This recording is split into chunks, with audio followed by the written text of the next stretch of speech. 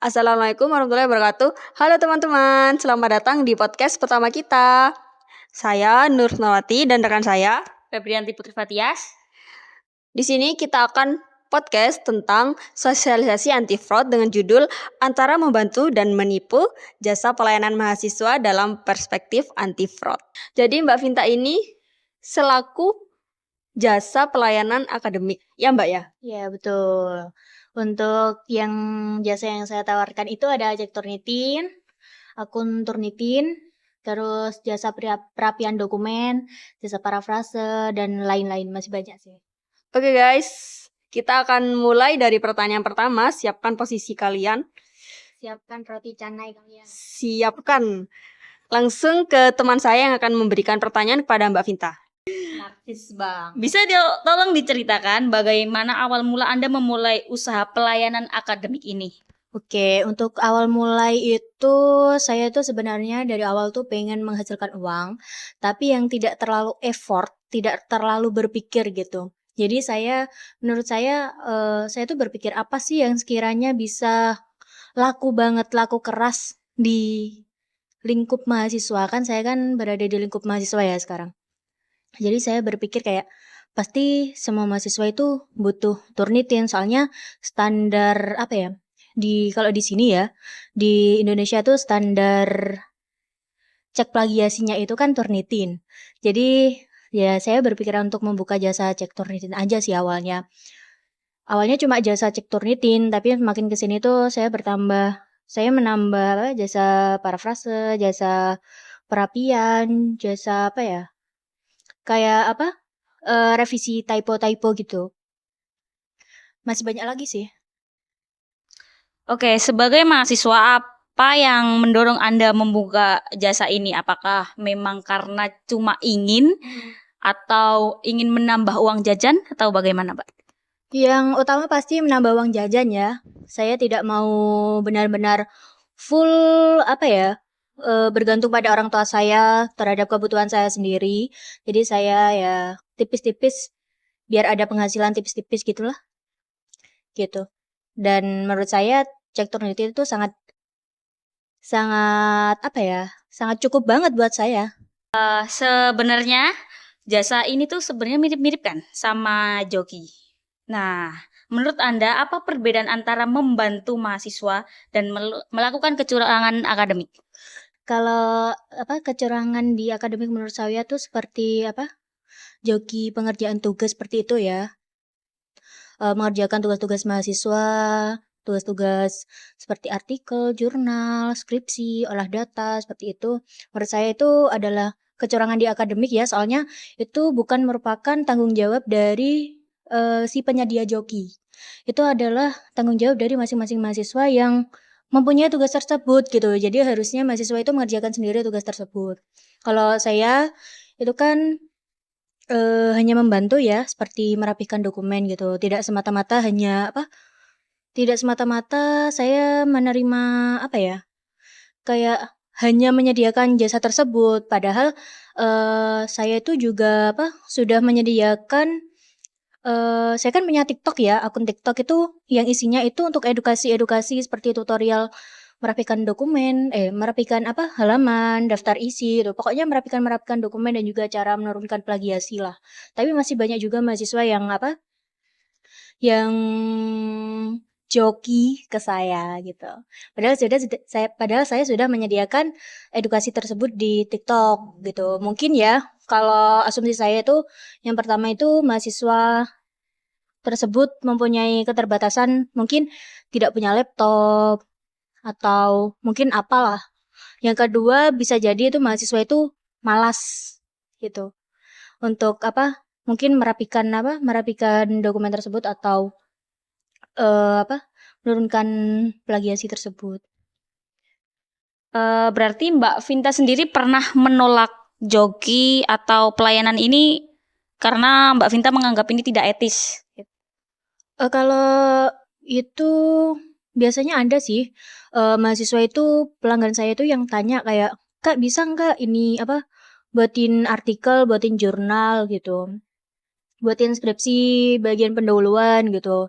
Saya tuh selalu menolak kalau ada pelanggan yang bertanya seperti itu kayak, "Kak bisa nggak ngerjain esai?" Gitu, pasti selalu saya tolak. Kalau dia bertanyanya kayak, "Saya bisa ngerjain itu nggak?" Saya pasti menolak. Kalau seumpama dia tanyanya kayak joki tugas, mengerjakan tugas gitu, saya pasti menolak. Soalnya meskipun dia menjanjikan ya, meskipun saya dapat uang dari joki tersebut itu, menurut saya ya kalau seumpama ada kalau seumpama saya membuka jasa joki tersebut tuh kayak saya tuh mendukung mahasiswa itu untuk bermalas-malasan gitu. Kayak otaknya tuh jadi malas berpikir gitu. Ya sebenarnya, saya tuh nggak buka jasa joki tugas itu. Yang pertama itu saya benar-benar tidak mau membuka. Yang kedua tuh saya tidak ingin membuat mahasiswa itu malas berpikir. Yang ketiga itu sebenarnya saya juga berpikiran kayak, mahasiswa saya kok ngerjain tugasnya orang lain ya, padahal saya juga kadang itu bermalas-malasan mengerjakan tugas saya sendiri gitu. Saya juga berpikir begitu. Makanya saya tidak pernah terbesit di pikiran saya untuk membuka jasa joki pengerjaan tugas. Sebagai mahasiswa yang membuka jasa pelayanan akademik yang menurut saya agak berdampingan dengan tindakan fraud ya. Bagaimana Mbak sendiri memaknai kata fraud dalam dunia pendidikan? Kalau fraud di dunia pendidikan tuh yang pertama ya mahasiswa itu memanipulasi hasil dari kalau dihubungkan dengan jasa pelayanan saya ya, mahasiswa itu memanipulasi presentasi plagiasinya. Jadi kadang tuh mahasiswa tuh pengennya tuh bayar murah tapi dia tuh mintanya tuh diparafrasekan gitu. Padahal biaya parafrase tuh kan tidak murah ya soalnya juga perlu pikiran untuk mengerjakannya. Nah, kadang tuh mahasiswa sebagai alternatifnya itu diturunkan menggunakan filter Turnitin gitu.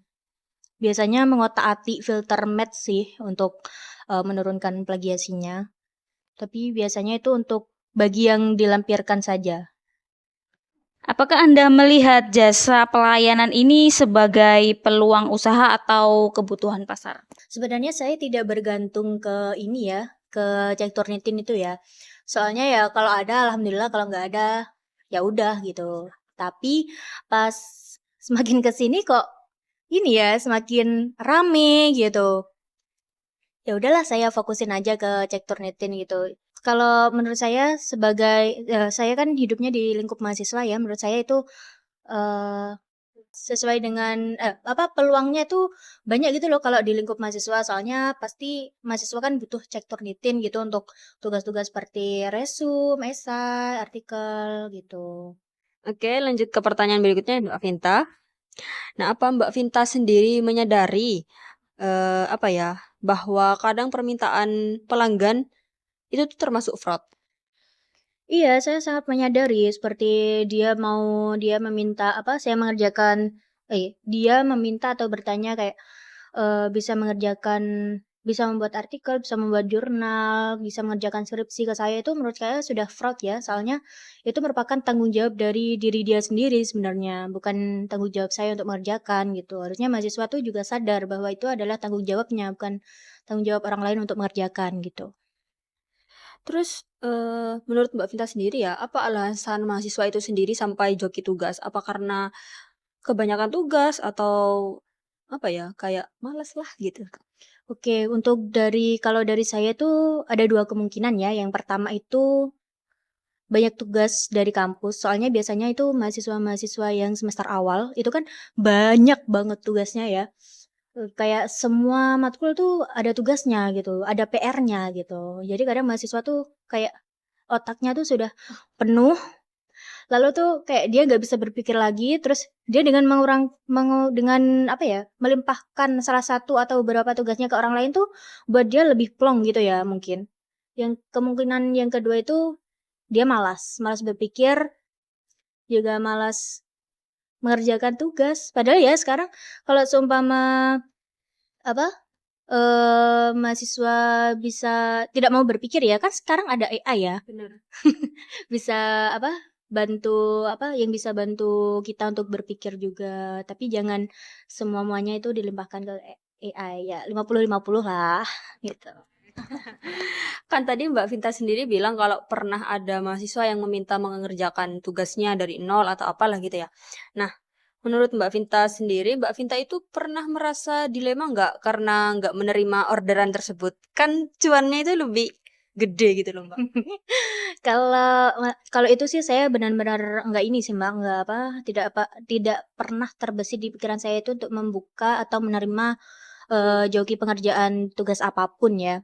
Seperti pengerjaan artikel, jurnal, esai, resume atau apapun itu, saya benar-benar tidak pernah terbesit di pikiran saya untuk menerima jasa joki pengerjaan tugas tersebut. Soalnya ya apa ya?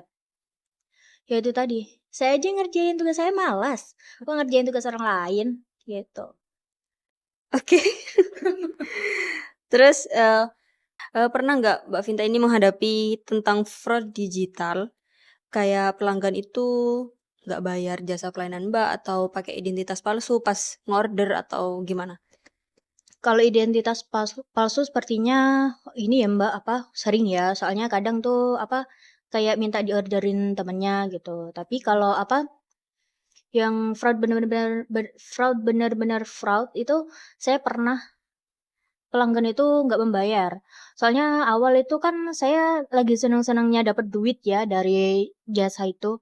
Jadi semua yang order ke saya tuh saya okein, langsung saya kerjakan. Meskipun dia belum bayar tuh langsung saya kerjakan. Soalnya saya berasumsi dia pasti bayar gitu. Pada akhirnya dia nggak bayar, ya udah. Terus untuk mengurangi kecurangan-kecurangan tersebut tuh saya apa ya? Me mengubah peraturannya itu untuk bayar dulu baru saya proses gitu. Untuk yang saya pernah sih Mbak hampir ditipu itu, ada pelanggan itu mau bayar gitu, tapi dia tuh malah ngirim barcode ke saya. Padahal harusnya dia kan bisa scan kris saya itu kan, tapi dia malah yang ngirim barcode ke saya dengan nyuruh saya menyekan barcode tersebut gitu. Tapi untungnya nggak sampai kejadian uang saya diraup, nggak sampai sih. Untuk pembayarannya itu DP dulu atau langsung full, Mbak? Tergantung Mbak, kalau biasanya lebih dari 50.000 itu boleh DP, untuk DP-nya itu biasanya 50%. Kalau kurang dari 50.000 itu biasanya harus pelunasan sih, harus langsung pelunasan. Oke, ini pertanyaan yang terakhir ya, Mbak. Jadi, apa pesan kepada mahasiswa lain? Kan Mbak Vinta ini juga mahasiswa ya, terkait bahaya kecurangan akademik atau bisa dibilang joki? Kalau pesan dari saya sih belajarlah dulu. Kalau benar-benar mentok banget nggak bisa, barulah minta bantuan ke jasa pelayanan. Tapi jangan meminta untuk dia mengerjakan tugas. Kayak kalau perapihan oke lah. Soalnya kalau perapian tuh kadang mahasiswa tuh saya memandangnya tuh kadang yang joki ke saya ya. Benar-benar dia tuh tidak ada, yang pertama tuh saya mikirnya dia tidak ada device untuk merapihkan itu. Soalnya kadang kalau dikerjakan di Word HP itu dia kan berantakan banget tuh. Nah, itu biasanya saya memandangnya dari situ. Terus yang kedua itu kadang customer saya itu kadang orang-orang yang udah kerja gitu loh. Jadi kemungkinan tuh waktunya tuh terbagi untuk kerja gitu. Jadi dia fokus kerja, lalu untuk masalah perapian itu dilimpahkan ke orang lain gitu. Ya jadi pesan dari saya ya belajarlah dulu. Nanti kalau mentok, benar-benar mentok, baru boleh lah. Kalau tapi jangan joki pengerjaan tugas ya. Kalau kalau pengerjaan tugas tuh bantulah AI. Boleh disepil, Mbak, ininya, jasa pelayanannya di sini. Siapa tahu ntar ada yang Nah, nama akun TikToknya @papercraft24.id.